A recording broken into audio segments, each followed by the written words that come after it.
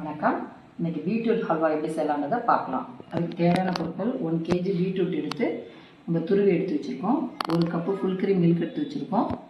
Milk மேடு எடுத்து வச்சுருக்கோம், தேவைக்கேற்ப போட்டுக்கலாம். 3/4 கப்பு சுகர் எடுத்து வச்சுருக்கோம். ஏலக்காய் கார்டமம் பவுடர் எடுத்து வச்சுருக்கோம். கீ தேவைக்கேற்ப போட்டுக்கலாம்.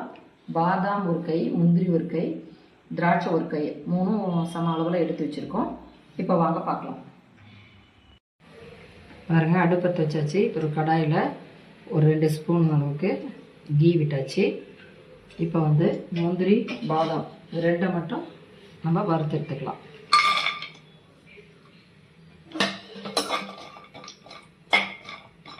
பாருங்கள், இப்போ வறுத்து எடுத்தாச்சு முந்திரியும் பாதாமும். இப்போ அதே கடாயில் 2 ஸ்பூன் அளவு கீ விட்டுக்கலாம்.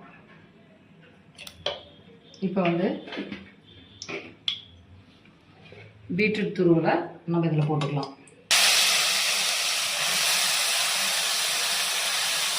நல்லா வதக்கிக்கலாம். பாருங்கள், நல்லா வதக்கியாச்சு நெய்யில். இப்போ பால் விட்டுக்கலாம். இப்போ இது பால் விட்டுட்டு அப்படியே இது ஒரு 5 நிமிஷம் மூடி போட்டு வேக வச்சிடலாம். பாருங்கள், இப்போ 5 நிமிஷம் மூடி வச்சு வேக வச்சாச்சு. இப்போ சர்க்கரை போட்டுக்கலாம், 3/4 கப்பு. இதுக்கு மேலே ஓப்பன்லேயே நம்ம வச்சுக்கிட்டு செய்யலாம். இப்போ சர்க்கரை கரைஞ்சிருச்சு. இப்போ திராட்சை போட்டுக்கலாம் அதுலேயே.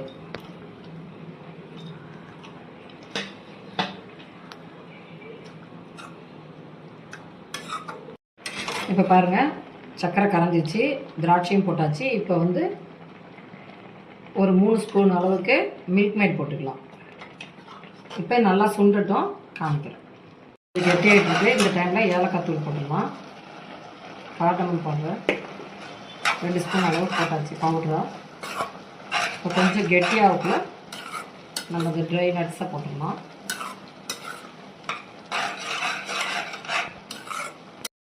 பாருங்கள், எல்லாமே வத்திடுச்சு. இதை பாருங்கள், க்ளீனாக பாருங்கள். இப்படி கிளறுனா க்ளீனாக வரணும். அப்புறம் ஒட்டாமல் வருது. இந்த டைமில் நம்ம சிம் பண்ணிவிட்டு ஸ்லோவில் வச்சுட்டு இப்போ நட்ஸு கார்னிஷ்க்கு மட்டும் எடுத்து வச்சுட்டு மீதி எல்லாமே கிளறிக்கலாம். அவ்வளோதான், இறக்கிக்கலாம். பாருங்கள், பீட்ரூட் ஹல்வா ரெடி ஆயிடுச்சு.